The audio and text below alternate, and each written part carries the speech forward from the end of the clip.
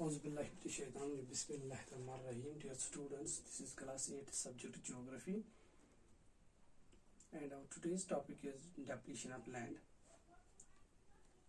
अजीज बच्चों, डेप्लीशन का मतलब है किसी चीज का डेप्लीट हो जाना, किसी चीज का कम हो जाना, कोई चीज डेप्लीट हो जाना। इसी सिलसिले में आज हम depletion of resources with respect to land पढ़ेंगे। आप जानते हैं कि वर्ल्ड की आबादी बढ़ती जा रही है, लोग बढ़ते जा रहे हैं, लेकिन इस सिलसिले में जो लैंड हमारे पास है, जो अल्लाह ताला ने हमें कुदरत ने जो लैंड दी है वो लिमिटेड है। प्रीवियस क्लासेस में आपने पढ़ा है कि हमारे पास सबसे ज़्यादा पानी है इस दुनिया में, 70% के आसपास और 30% के आसपास लैंड है। इस सिलसिले में लैंड हमारे पास लिमिटेड है। लोग जब बढ़ते हैं, आबादी बढ़ती है, रिसोर्सेज पे ज़्यादा दबाव पड़ता है, लैंड जो है लैंड पे भी दबाव पड़ता है। लोगों ने क्या किया, लोगों ने कॉमन रिसोर्सेज जो है, कॉमन प्रॉपर्टी रिसोर्सेज जो हमने कल पढ़ा था, उनको इंक्रोच करना स्टार्ट किया। इंक्रोच का मतलब यहाँ है कि इलीगल वे में ऑक्यूपाई करना है।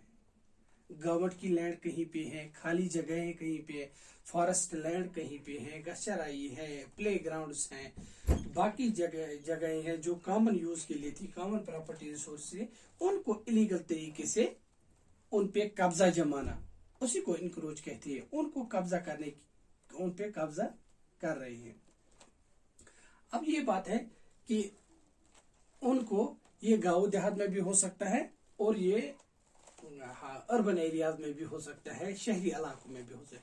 शहरी इलाकों में उनका इस्तेमाल, उन कॉमन प्रॉपर्टी रिसोर्सेज का इस्तेमाल जो जिस पे लोग इंक्रोच करते हैं, उसका इस्तेमाल दूसरे एक तरीके से हो सकता है और रूरल एरियाज में दूसरे तरीके से। अगर हम अर्बन एरियाज की बात करें, ये जो ये कॉमन प्रॉपर्टी रिसोर्सेज होते हैं, अगर उनका इंक्रोच किया जाए, वो इस्तेमाल हो सकते हैं कमर्शियल पर्पस के लिए, सेटलमेंट्स बनाने के लिए, शॉपिंग मॉल्स के लिए, हाउसिंग कॉम्प्लेक्स के लिए, मकान बनाने के लिए, घर बनाने, अपार्टमेंट बनाने के लिए हो सकता है। लेकिन अगर हम रूरल एरियाज की बात करें, यही कॉमन प्रॉपर्टी अगर इंक्रोच कर सकते हैं लोग, इन पे एग्रीकल्चरल लैंड बना सकते हैं रूरल एरियाज में लोग।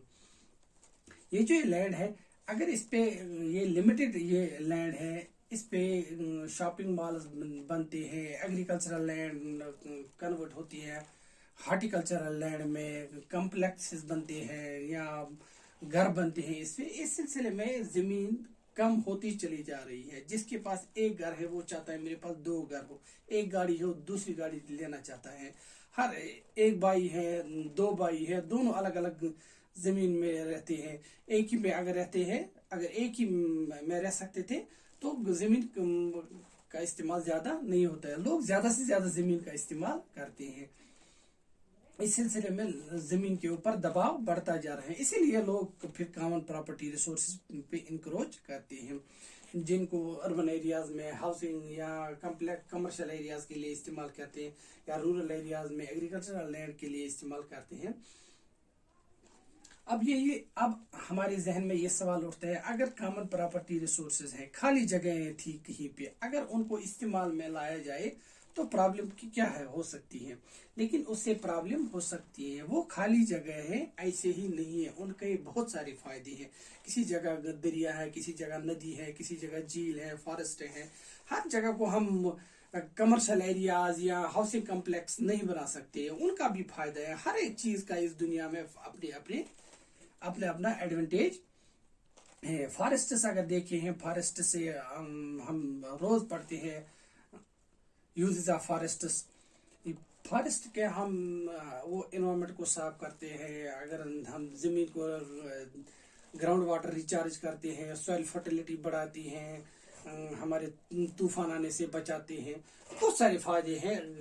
हैबिटेट प्रोवाइड करता है वाइल्ड लाइफ को, मेडिसिनल प्लांट्स वहां से निकलती हैं, टिम्बर निकलता है, लकड़ी निकलती है, फर्नीचर निकलता है, बहुत सारे यूजेस हैं फॉरेस्ट्स के, कोई ऐसे यूज नहीं है जो फॉरेस्ट के पास नहीं है। इसके बाद नदियां हैं, झील हैं, वहाँ पे बहुत बड़ी इकोसिस्टम है, वहाँ पे वो पानी इस्तेमाल करते हैं हम, सैंड, रेत, बाजरी वगैरह इस्तेमाल करते हैं, और उधर भी बहुत सारे जानवर रहते हैं, इंसेक्ट्स रहते हैं, मछलियाँ रहती हैं उसमें। इसी तरह वो जहाँ गाचराई लैंड होती है, कोई खाली जगह है, वो ग्राउंड वाटर रिचार्ज करने में बहुत मदद करते हैं। ये ग्राउंड वाटर जो फिर एग्रीकल्चरल लैंड के लिए इस्तेमाल होता है, या फिर कॉम्प्लेक्स बनाने या शहरों में पानी भेजने के लिए इस्तेमाल किया जाता है ये। इसी तरह लाखों लोग मुस्तफीद हो रहे हैं इसी ग्राउंड वाटर से। हमें इनके इस्तेमाल को नज़रअंदाज नहीं करना चाहिए, या इनके यूजेस को नज़रअंदाज नहीं करना चाहिए, लिहाजा इन पे इनक्रोच नहीं करना, इनको कॉमन प्रॉपर्टी रिसोर्सेज ही रहने देना चाहिए। अब ये है कि इसके नेगेटिव इम्पैक्ट्स क्या है। इस लैंड, ज्यादा से ज्यादा जो लैंड यूज हम कर रहे हैं, बहुत ज्यादा लैंड यूज कर रहे हैं, इसके नेगेटिव इम्पैक्ट्स भी हैं। लैंड डिग्रेडेशन एक नेगेटिव इम्पैक्ट है इसका। लैंड डिग्रेडेशन मीन्स लैंड का डिग्रेड हो जाना, लैंड की क्वालिटी कम हो जाना, जिसको हम लैंड डिग्रेडेशन कहते हैं। लैंडस्लाइड्स हम कहते हैं जब बड़ी बड़ी पस्तियां गिर आती हैं, रोड्स निकलते हैं, बाकी निकलते हैं पहाड़ों से, फिर पस्तियां गिरा जाती हैं। सॉइल इरोजन, जब मिट्टी छूट जाती है, मिट्टी पेड़ काटने से हमें कमजोर होती है, तो फिर ये आहिस्ता आहिस्ता एक जगह से दूसरी जगह चली जाती है, उसको सॉइल इरोजन कहते हैं। पानी दरिया से बारिश पड़ने से एक जगह से दूसरी जगह जाती है ये मिट्टी।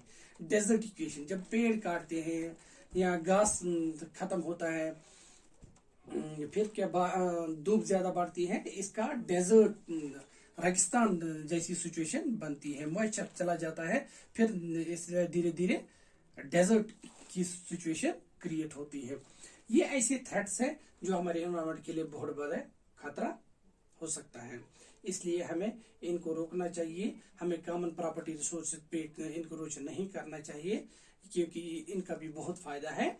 इंशाल्लाह इससे आगे दूसरे लेक्चर में पढ़ेंगे। तब तक खुदा हाफिज।